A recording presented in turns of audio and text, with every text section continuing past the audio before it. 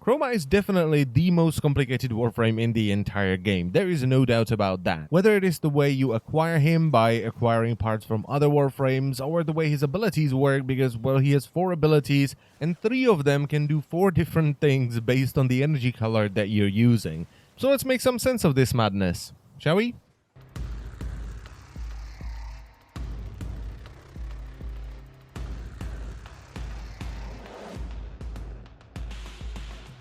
So as I've said already, getting Chroma is rather complicated. First of all, you will have to do the new Strange questline, and for this you first need to finish the Stolen Dream questline, be at least Mastery rank 5 and complete the junction that goes from Jupiter to Europa to obtain the quest. Finishing this quest will reward you with Chroma's blueprint. That was the easy part, now the madness begins. So to get the Neuroptics blueprint you will have to finish the Uranus junction on Saturn, but to build the Neuroptics you will need Ember Neuroptics, which you get from General Sargas Rook in the mission Tethys on Saturn. To get the chassis blueprint, you will have to finish the Neptune junction on Uranus, but to build the chassis you will need Frost chassis, which you get from Lieutenant Lech Krill in the mission War on Mars. And to get the system blueprint, you will have to finish the Pluto junction on Neptune, and if you want to build it, you will have to get Sarin systems, which you get from Kyla de Thyme in the mission Marrow on Sedna.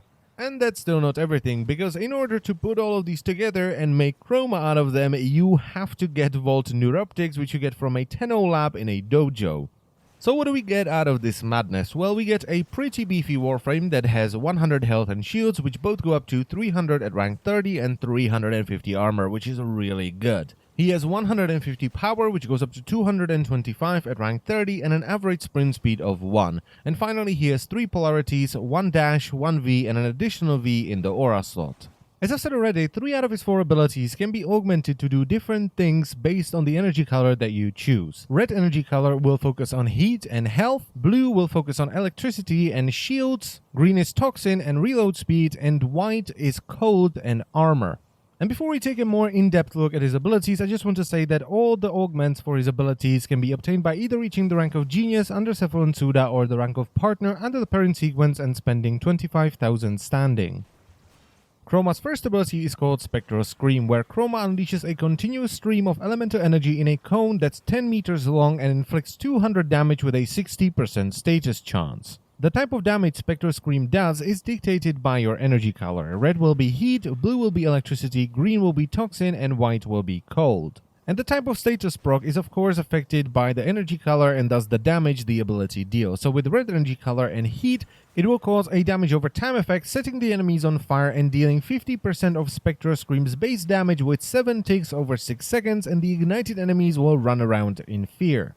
Blue and electricity will chain 50% of Spectral Scream's base damage to surrounding enemies in a small area of effect, and shocked enemies will be briefly stunned. Green and Toxin also inflicts a damage over time effect that will tick 9 times in 8 seconds and will deal 50% of Spectral Scream's base damage. But instead of causing the enemies to flee in terror, this one will bypass all shields and can stack multiple times on one target. And the white color with cold damage will slow the enemy's movement speed and attack speed by 50% for 6 seconds. The damage of Spectral Scream is affected by power strength, while the status chance is not, and it will also bypass all obstacles in the environment and does not decrease with distance. And the cone length of Spectral Scream is affected by power range, however the relationship between the cone length and power range is non-linear. Now, when you activate Spectral Scream, it will keep going and drain 3 energy per second, which is affected by power duration and power efficiency, until you either run out of energy or you press the ability button again. Now, the downside of this ability is that it slows you down quite considerably, and it also prevents you from using any weapons. On top of that, all maneuvers excluding ledge grabbing, rolling and backflipping cannot be done. And finally, aiming Spectral Scream is a little bit limited because you can only aim 45 degrees above or below Chroma. The augment for Spectral Scream is called Afterburn, where upon deactivation, Chroma will launch an elemental projectile dealing 100 damage for each second that Spectral Scream was active, up to a maximum of 500 damage. Now, the damage cap of 500 is set in stone. You cannot increase that with power strength, but you can increase the amount of damage you get per second of Spectral Scream. This is also the only augment that can be used in Conclave, so if you're at the rank of Tempest or higher, you can buy it from Teshin for 25,000 standing. And while the damage cap of 500 may seem a little bit lackluster in PvE, if you charge it up to 500 in PvP, you can easily one-shot another player. Chroma's second ability is called Elemental Ward, where Chroma emits an aura that infuses himself and nearby allies for 25 seconds. Now, the aura radius is only 12 meters, so if your allies want to keep the buff, they need to stay within 12 meters of you, but it's not the worst thing in the world because you can increase the aura radius with power range mods. And the duration of the aura can also be increased by power duration mods. Now, you cannot recast Elemental Ward while it's already active, and if you have two Chromas and both of them are running the same energy color, the auras will not stack. Now, your energy color has a huge effect on Elemental Ward, and it completely changes its functionality. So with red and heat, it will generate a flame aura around you. This will increase your and your allies' base health by 200% and inflict 100 heat damage every second with a 10% status chance in a radius of 5 meters. Now, as I've said already, the aura radius is affected by power range, but the radius of the burn damage you deal is not. The damage of the burn and health bonus you get from this is also affected by power strength, while the status chance is not. If you choose the blue energy color, it will infuse you and your allies with an electric current that will increase base shields by 100% and convert incoming damage into arc discharges. The discharge will deal 1000% of incoming damage as electricity damage to a single target within 10 meters with a 25% status chance, and it will always do a minimum of 200 electricity damage. The shield bonus, the damage multiplier of the discharge, minimum damage of the discharge, and the status chance of the discharge are all affected by power strength, and the range of the discharge is affected by power range. And a little cool bonus here, self-damage and damage from environmental hazards like lasers in the void can be converted into discharges and do ridiculous amounts of damage. Just please don't kill yourself while you're doing it. If you choose the green energy color, it will emit an aura of noxious fumes around Chroma, and affected allies will have their base reload speed and holster speed reduced by 35%, and within a radius of 5 meters, the noxious fume will have a 50% chance every second to deal 5% of enemies' maximum health as toxin damage with a 100% status chance. Now, the aura radius is affected by power strength, while the damage radius is not.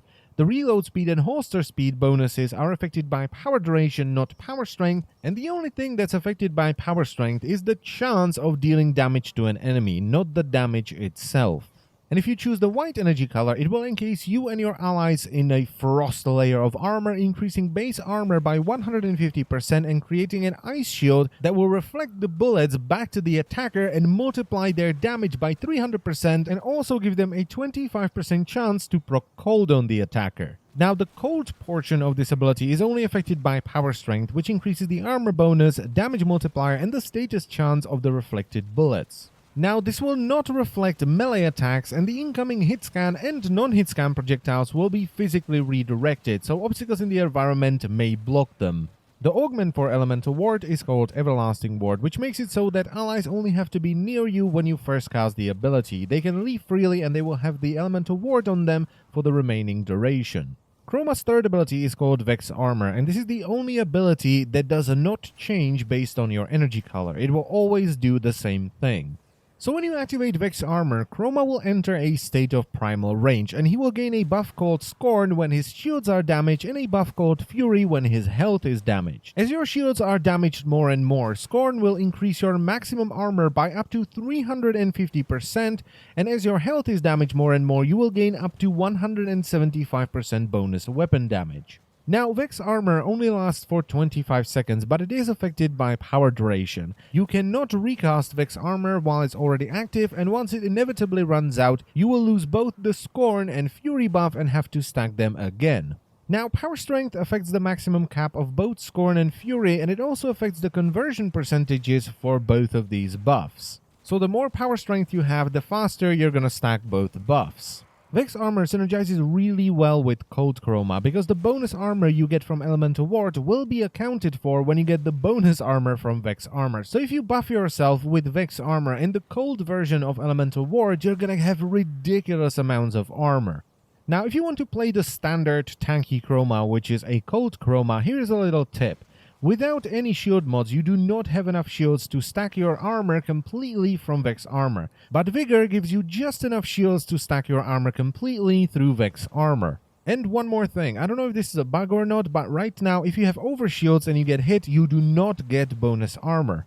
The augment for Vex Armor is called Vex Retaliation, where taking 150 damage will trigger a 9-meter burst. If this damage was dealt to your shields, it will cause a puncture proc, and if it was dealt to your health, it will cause a blast proc. Now, this augment would be pretty good for a tank Chroma, but the 9-meter blast radius is affected by power range, and tank Chromas sacrifice power range for power duration, so it's not that great. And Chroma's fourth and final ability is called Effigy, where Chroma sheds his outer armor, imbuing it with elemental energy to sprout wings and converting it into a stationary floating sentry with 8,000 health. The sentry will attack all enemies within 20 meters with a continuous stream of elemental energy, dealing 400 damage, and the type of damage is once again based on your energy color. So red will be heat, blue will be electric, green will be toxin, and white will be cold. The sentry can also unleash a radial attack that will do 200 damage to all enemies within 5 meters, and it can also unleash a radial roar to temporarily stun all enemies within 30 meters. Now, the health and the continuous damage of the sentry are affected by power strength, while the radial damage is not. And the Effigy will drain 10 energy per second while it's active, and it will deactivate once you run out of energy or you reactivate the ability, which will teleport the armor back to you. Now, one cool thing about Effigy is that enemies killed by the Effigy have a 60% chance to drop 100% more credits. Now, that's not everything that happens when you shed your outer armor and create an Effigy. You will get a 20% bonus to your movement speed at the cost of 50% reduced armor reduction. So you get more mobility by your squisher. This is, however, pretty good for exiting very high-level missions like survivals, because you can shed your armor, the enemies will start attacking it, and you can run away much faster. Now, Effigy is pretty expensive because it will drain 10 energy every second while it's active, and it will deactivate if you run out of energy or you simply recast the ability again, which will teleport the outer armor back to you. The energy drain of Effigy is affected by power duration and power efficiency, but it's always going to be pretty expensive because it prevents you from gaining energy from Team Energy Restores, Energy Siphon, and the Xenoric Focus School passive ability. You can only gain energy by picking up energy orbs, being damaged while being equipped with Rage, or Trinity's Energy Vampire and Limbo's Rift Plane. But at least you're immune to energy drain from Eximus units. So Chroma is definitely in my top 5 Warframes in the game. He is so damn versatile. I mean, the fire version of him is really good for farming credits in Dark Sector defense missions. The green version is amazing if you have a weapon where you cannot stomach the long reload time. And the cold version is such a great tanking setup. I mean, if you're running the cold version with Vex Armor and Elemental Ward, you have to try to die. Otherwise, it's just not gonna happen. He is a pain in the backside to get and kind of hard to understand as well. But once you get him and once you understand how his abilities work, you're gonna love this Warframe. I cannot recommend Chroma enough. It is worth the ball ache that is getting him and understanding how his abilities work. So go and get Chroma. It will take you a while to get him and then understand how everything works, but it is worth it, okay? Trust me. And that's pretty much it for the video, so I thank you very much for watching, and I will see you next time. Bye-bye.